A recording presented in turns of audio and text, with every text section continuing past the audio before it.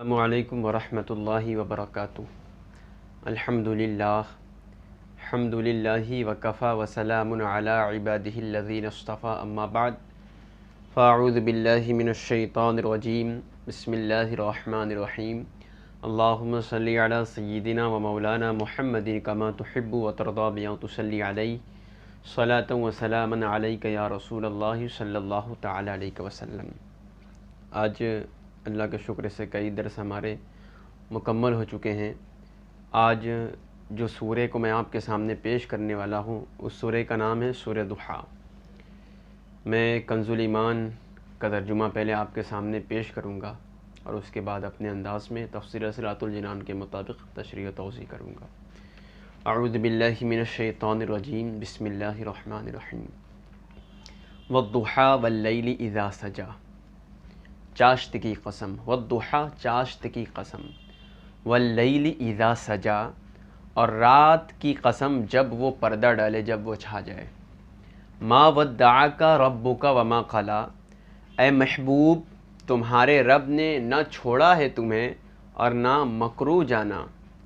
وللآخرۃ خیر لک من الاولی، اور بے شک پچھلی تمہارے لیے پہلی سے بہتر ہے، یعنی اے محبوب پچھلی تمہارے لیے پہلی سے بہتر ہے۔ وَلَسَوْفَ يُعْطِيكَ رَبُّكَ فَتَرْضَىٰ، اور بے شک قریب ہے کہ تمہارا رب تمہیں اتنا عطا کرے گا، اتنا دے گا تم راضی ہو جاؤ گے۔ أَلَمْ يَجِدْكَ يَتِيمًا فَآوَىٰ، کیا اس نے تمہیں یتیم نہ پایا پھر جگہ دی۔ وَوَجَدَكَ ضَالًّا فَهَدَىٰ، اور تمہیں اپنی محبت میں خود رفتہ پایا تو اپنی طرف راہ دی۔ وَوَجَدَكَ عَائِلًا فَأَغْنَىٰ، اور تمہیں حاجت مند پایا پھر غنی کر دیا۔ فَأَمَّا الْيَتِيمَ فَلَا تَقْهَرْ، تو یتیم پر دباؤ نہ ڈالو۔ وَأَمَّا السَّائِلَ فَلَا تَنْهَرْ، اور اے محبوب منگتے کو نہ جھڑکو، منگتا کوئی تمہارے در پر آئے تو اس کو نہ جھڑکو۔ وَأَمَّا بِنِعْمَةِ رَبِّكَ فَحَدِّثْ، اور اپنے رب کی نعمتوں کا خوب چرچا کرو۔ یہ تھا ترجمہ کنز الایمان۔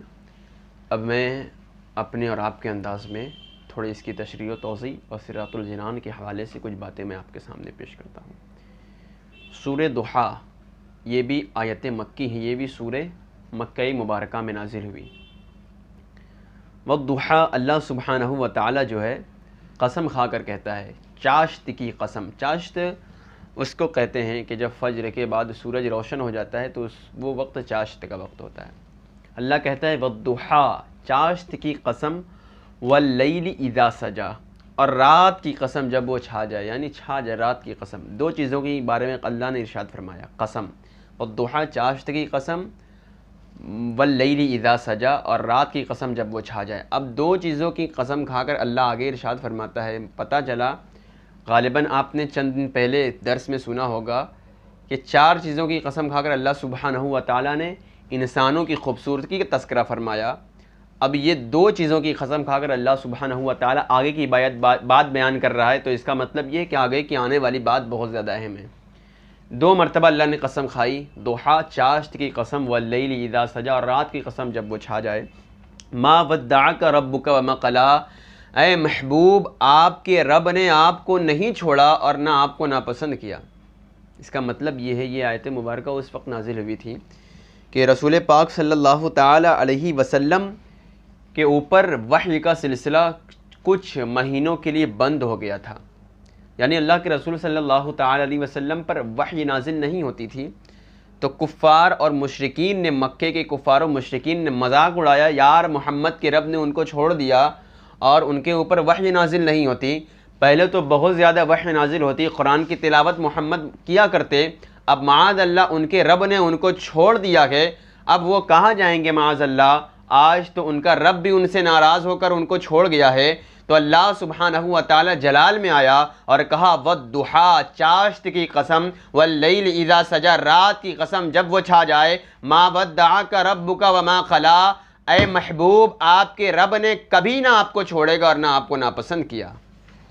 کفار کی اس بات پر اللہ سبحانہ و تعالیٰ نے ایسی کیل ٹھوکی کہ کفار و مشرکین خاموش ہو گئے۔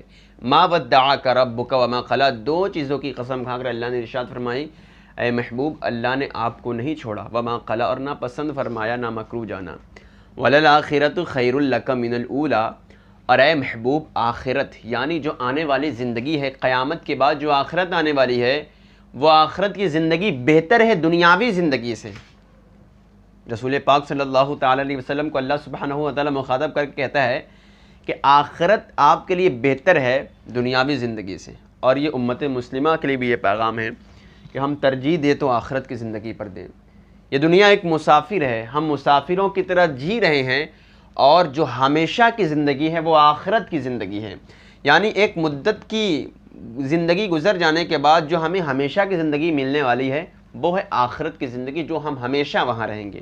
تو اسی لیے اللہ نے ارشاد فرمایا وَلَلْآخِرَةُ خَيْرٌ لَكَ مِنَ الْأُولَىٰ، کہ آخرت تمہارے لیے بہتر ہے اس دنیاوی زندگی سے۔ آگے اللہ کہتا ہے وَلَسَوْفَ يُعْطِيكَ رَبُّكَ فَتَرْضَىٰ، اور ان قریب اے محبوب آپ کا رب آپ کو اتنا عطا کرے گا کہ آپ راضی ہو جائیں گے اللہ سے۔ مفسرین اس آیت مبارکہ کے حوالے سے ارشاد فرماتے ہیں کہ رسول پاک صلی اللہ تعالیٰ علیہ وسلم نے ارشاد فرمایا کہ جب تک میرا ایک امتی بھی جہنم میں رہے گا میں اللہ سبحانہ و تعالیٰ سے اس وقت تک راضی نہیں ہوں گا، یعنی رسول پاک صلی اللہ تعالیٰ علیہ وسلم اپنے تمام امتیوں کو جنت میں بھیجیں گے اور تب اللہ سبحانہ و تعالیٰ سے راضی ہوں گے۔ اور بھی دیگر اس پر اقوال ہیں مفسرین کا کہ رسول پاک صلی اللہ تعالیٰ علیہ وسلم کی شان دیکھے خدا خود چاہتا ہے رضائے محمد، کہ اللہ سبحانہ و تعالیٰ اپنے محبوب سے اتنی محبت فرماتا ہے کہ اللہ نے ارشاد فرمایا وَلَسَوْفَ يُعْطِيكَ رَبُّكَ فَتَرْضَىٰ، کہ محبوب آپ جو بھی اللہ سبحانہ و تعالیٰ کی بارگاہ میں سوال کر دیں اللہ سبحانہ و تعالیٰ آپ کو اتنا عطا فرمائے گا کہ آپ اپنے پروردگار سے اپنے رب سے راضی ہو جائیں گے۔ الم یجدک یتیما فآویٰ، کیا اس نے تمہیں یتیم نہ پایا پھر جگہ دی؟ اللہ کہتا ہے اے محبوب کیا آپ پہلے یتیم نہ تھے پھر آپ کو جگہ دی؟ اس کا تذکرہ مفسرین یوں ارشاد فرماتے ہیں کہ رسول پاک صلی اللہ تعالیٰ علیہ وسلم اپنے ماں کی گود میں تھے تو آپ کے والد بزرگوار حضرت عبداللہ کا انتقال ہو گیا، وفات ہو گئی، 2 ماہ کے تھے پیٹ میں، اور جب غالباً 4 یا 6 سال کے تھے تو آپ کی والدہ ماجدہ حضرت آمنہ رضی اللہ تعالی عنہا کی بھی وفات ہو گئی، اور پھر اس کے بعد جب 8 سال کے ہوئے تو آپ کے دادا عبد المطلب کا بھی 8 سال کی عمر میں غالباً انتقال ہو گیا۔ اور مفسرین اس کا ایک معنی یہ بھی ارشاد فرماتے ہیں جس کو در یتیم کہا جاتا ہے، یعنی اس کا مطلب یہ ہے کہ اللہ سبحانہ و تعالیٰ نے آپ کو یہ شان عطا فرمائی ہے کہ کوئی آپ کا پالن ہار نہ بلکہ اللہ سبحانہ و تعالیٰ آپ کی ہر جگہ مدد کرنے والا ہے۔ یہ شان مصطفیٰ ہے کہ رب کریم اپنے محبوب کی خود ہر جگہ حفاظت کرنے والا ہے، اسی لیے شان کریمی کسی اور کو حاصل نہیں ہے۔ اللہ سبحانہ و تعالیٰ نے اپنے محبوب کی خود حفاظت فرمائی ہے۔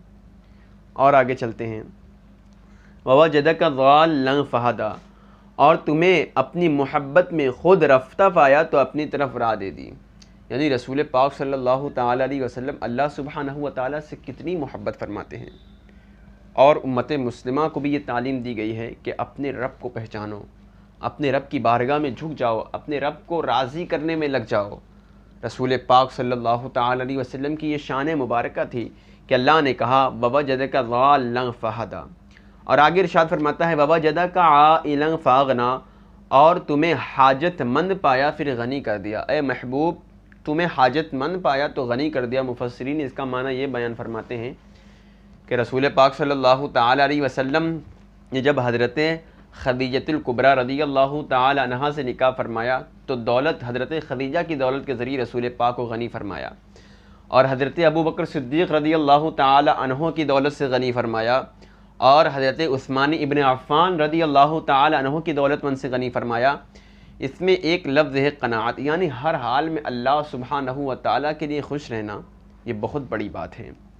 تو اللہ کہتا ہے وَوَجَدَكَ ضَالًّا فَهَدَىٰ وَوَجَدَكَ عَائِلًا فَأَغْنَىٰ، اور تمہیں حاجت مند پایا پھر غنی کر دیا، یعنی اس میں تذکرہ مفسرین حضرت خدیجۃ الکبریٰ کا اور حضرت ابو بکر صدیق کا اور حضرت عثمان غنی کا کرتے ہیں کہ رسول پاک صلی اللہ تعالی علیہ وسلم کو جب حاجت تھی تو آپ کے مال کے ذریعے آپ کی مدد فرمائی گئی، آگے ارشاد فرماتا ہے فَأَمَّا الْيَتِيمَ فَلَا تَقْهَرْ، اے محبوب تم یتیم پر دباؤ نہ ڈالو۔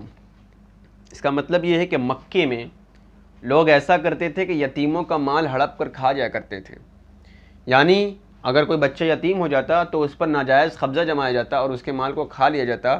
تو اللہ سبحانہ و تعالیٰ اپنے محبوب کو یہ تعلیم دے رہا ہے کہ اے محبوب، جہاں آپ مکے میں رہتے ہیں، جہاں یتیموں کا حق مار لیا جاتا ہے، وہاں آپ یتیموں پر دباؤ نہ ڈالنا۔ اور زمانہ نے اپنے ماتھی کی نگاہوں سے دیکھا کہ رسول پاک صلی اللہ تعالی علیہ وسلم نے کیسی یتیموں سے محبت فرمائی ہے اور کیسا یتیموں کا ساتھ دیا ہے، حتیٰ کہ رسول پاک صلی اللہ تعالی علیہ وسلم نے یہ بھی ارشاد فرمایا کہ یتیم بچے کو خوش کرنے والا کل قیامت کے دن میں اور یتیم بچے کو خوش کرنے والا اس طرح جڑ کر جنت میں جائیں گے جس طرح میری یہ 2 انگلیاں جڑی ہوئی ہیں۔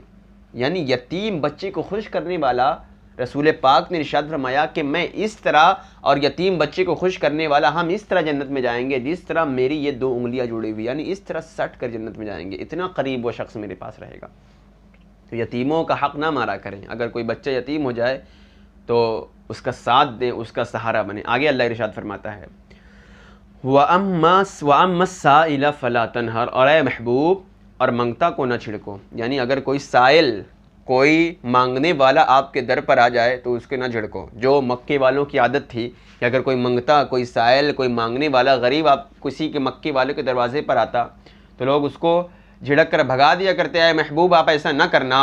اور زمانے نے اپنے ماتھے کی نگاہوں سے دیکھا کہ جو بھی مصطفیٰ جان رحمت کے در پر آتا وہ اپنی مرادوں کو بھر کر جاتا، حتیٰ کہ ایک صحابی جس کی آنکھیں نکل کر ہاتھ میں آ گئی تھی، رسول پاک صلی اللہ تعالی علیہ وسلم کی خدمت میں حاضری ہوئی حضرت قتادہ، یا رسول اللہ میری آنکھیں نکل گئی ہے، اور بہ کر اپنے ہاتھ میں آنکھیں لی ہیں۔